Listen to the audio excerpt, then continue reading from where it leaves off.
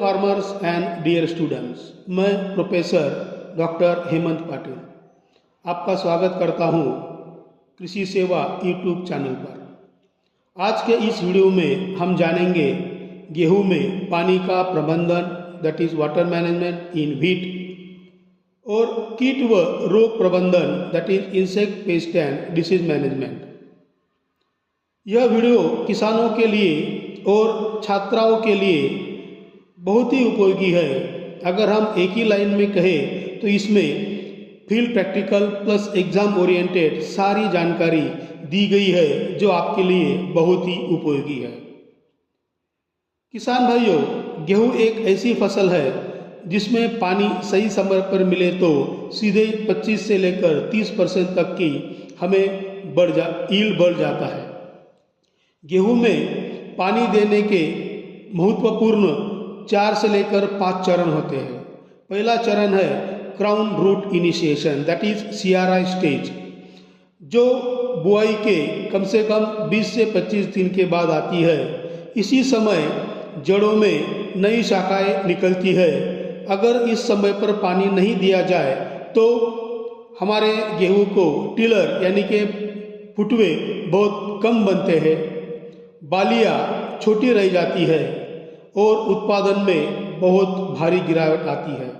इसलिए मैं अनुरोध करूंगा कि आप CRI स्टेज पर एक पानी देना बहुत अनिवार्य है। दूसरा चरण होता है टिलरिंग अवस्था, जो बुआई के 40 से लेकर 50 दिन के बाद आती है। इनमें पौधे में फुटाव बढ़ता रहता है। तीसरा चरण होता है जॉइंटिंग स्टेज, जो बुआई के 60 से लेकर 65 डेज के बाद आता है, जिसमें बालियाँ बनना शुरू होती है। चौथी चरण होता है हमारा फूल आने की अवस्था, दैट इज फ्लावरिंग स्टेज, जो बुआई के 80 से लेकर 85 दिनों के बाद दाना बनने का स्टेज में आती है। किसान भाइयों, इनमें अगर पानी कम पड़ जाए तो दाने झड़ने की भी समस्या आती है। और आखिरी व्यवस्था होती है मिल्किंग स्टेज, जो बुआई के 100 से लेकर 105 डेज के बाद आती है। तो इस स्टेज में अगर पानी कम बढ़ जाए तो जो हमारा ग्रेन फिलिंग होता है वो बहुत कम गिर जाता है। किसान भाइयों, समस्या होती है हर इसको कि हमारे खेत में पानी की समस्या है या कम है। तो इसके लिए मैं आपको सजेस्ट करूंगा कि अगर आपके पास पानी कम है तो CRI प्लस फ्लावरिंग स्टेज, ये 2 स्टेज पे आपको पानी देना बहुत ज़रूरी है।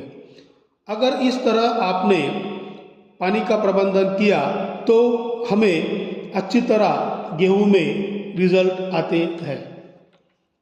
उसके बाद छात्र मित्रों, गेहूं में कीट व रोग का प्रबंधन कैसे किया जाता है इसकी भी मैं आपको जानकारी विस्तृत तरह से दूंगा। तो सबसे पहले जो हमारा कीट आता है उसका नाम होता है माहू, चेपा, या इसे हम मराठी में कहते हैं मावा और अंग्रेजी में कहते हैं आफिड। इसका अगर शॉर्ट में लक्षण बताया जाए तो पत्तियों पर हरे या काले रंग दिखते हैं के कीड़े दिखते हैं, पत्तियां मुड़ जाती है, और जो हमें एक पान के नीचे जो हम लीव्स कहते हैं, under side of the leaves, उसके पीछे अगर देखें हम तो ऐसा चिकट ऐसा पदार्थ हमको दिखाई पड़ता है। इसका नुकसान अगर देखा जाए तो पौधा बहुत ही कमज़ोर हो जाता है और दाना बहुत ही छोटा हो जाता है। इसका नियंत्रण करने के लिए हमें इमिडाक्लोरोपीड 17% SL 0.3 ml पर लीटर या थायोमेथाक्साम 25 वेटेबल ग्रैन्यूअल 0.25 ग्राम पर लीटर का हमें छिड़काव करना बहुत ज़रूरी है। दूसरी कीट होती है हमें सेना कीट, यानी कि मराठी में हम कहते हैं उसे लश्करी अड़ी और अंग्रेजी में कहते हैं आर्मी वर्म। यह कीट पत्तियों को काट देती है और इसका अगर हमने इन्फेस्टेशन देखा तो सबसे ज़्यादा रात में ये नुकसान ज़्यादा करती है।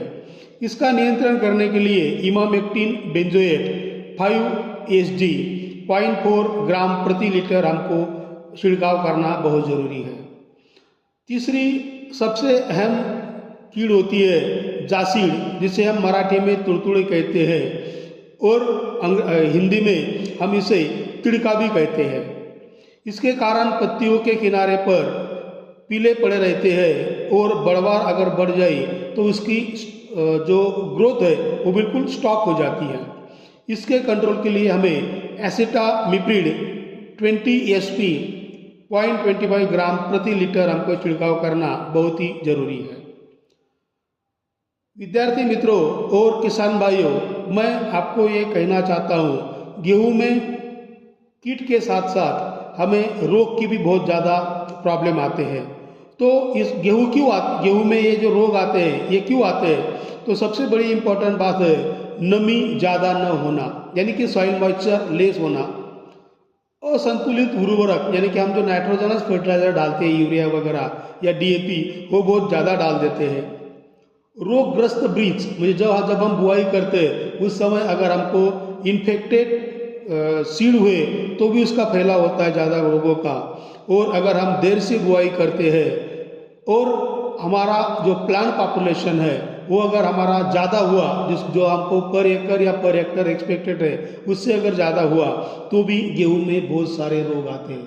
ज़्यादातर गेहूं में जो रोग आते हैं वो सारे फंगल, यानी कि हमको जैसा मराठी में हम बुरशीजन्य रोग कहते हैं और हिंदी में कहा जाए तो फफूंदनाशक जनरली वो सब रोग होते हैं। तो सबसे पहला रोग होता है पीला रतुआ, जिसे हम मराठी में पिवड़ा तांबेरा रोग कहते हैं और अंग्रेजी में येलो रस्ट कहते हैं।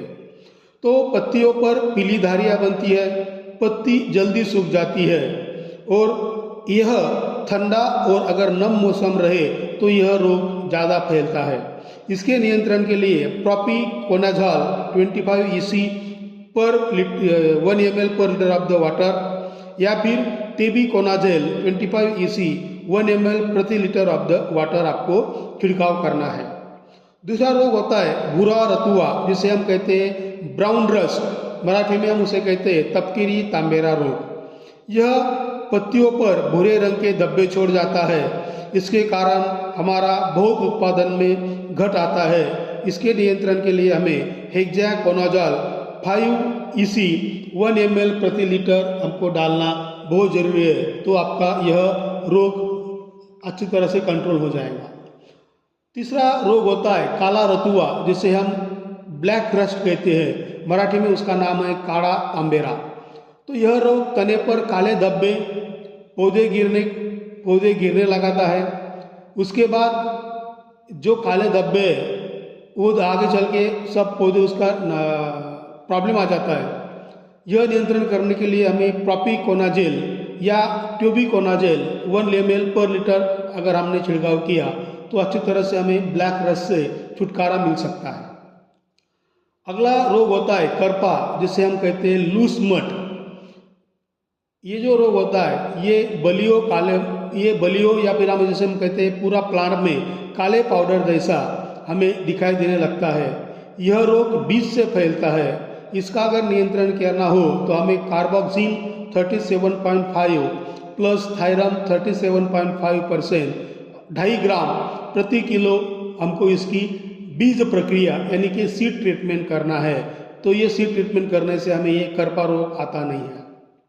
पांचवा और अंतिम रोग होता है हमारा झुलसा रोग, जिसे हम कहते हैं लीफ ब्लाइट या मराठी में कहते हैं हम इसे पानांचा करपा। यह रोग पत्तियों में आता है, जो पत्तियों पर भूरे धब्बे छोड़ जाता है। इसके कारण पत्तियां सूखने लगती है और धीरे धीरे पूरा झाड़ ही सूख जाता है वीट का। इसका कंट्रोल के लिए हमें मैंकोजेब 75 W पर वेटेबल पाउडर 2.5 ग्राम या 2 ग्राम प्रति लीटर ऑफ द वाटर या फिर प्रोपिकोनाज़ोल 1 ml प्रति लीटर ऑफ द वाटर ने अगर हमने छिड़काव किया तो अच्छी तरह से हमको इसका कंट्रोल मिल जाता है। सो माय डियर फ्रेंड्स,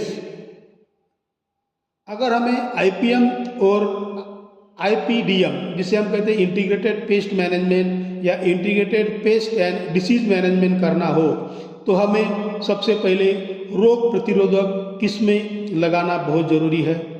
संतुलित खाद देना बहुत ज़रूरी है। खेत में जल भरा बिल्कुल नहीं होना चाहिए। कीड़ और रोग दिखते ही हमें इंसेक्टिसाइड, पेस्टिसाइड या फंजीसाइड का छिड़काव करना है। दवा बार बार हमें बदलनी नहीं है। छिड़काव करने के समय सुरक्षा उपकरण जैसे कि पीपीई किट जरूर पहनना है। हमें जो हम छिड़काव करते हैं वो हमें सुबह या शाम के टाइम ही करना है। लेबल क्लेम का अच्छे से पालन करना है। एक ही दवा का लगातार उपयोग नहीं करना है। समय पर बुआई और जो हमें जिसे हम कहते हैं फेरोमोन ट्रैप, येलो स्टिक्स जो होती है जनरली वगैरह, वो हमें कम से कम 8 से लेकर 10 प्रति एकरी लगाना बहुत ज़रूरी है। सो किसान भाइयों और मेरे विद्यार्थियों, आज जो मैंने यह संपूर्ण वीडियो गेहूं के बारे में, जिसमें मैंने water management, pest management, disease management के बारे में आपको सारी जानकारी जो आपके लिए खेती और पढ़ाई दोनों के लिए उपयोगी हो सकती है।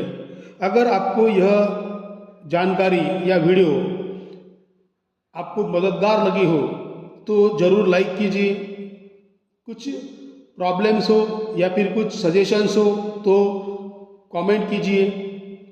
वीडियो को अपने किसान और अपने विद्यार्थी दोस्तों के साथ उसको शेयर कीजिए। और अगर आपने अभी तक का कृषि सेवा चैनल सब्सक्राइब नहीं किया हो तो कृपया करके इसे सब्सक्राइब कर लीजिए। तो मैं डॉक्टर हेमंत पाटिल आपसे विदाई लेता हूँ। फिर मिलेंगे एक नए एग्री कंसेप्ट प्रैक्टिकल वीडियो के साथ। Thank you.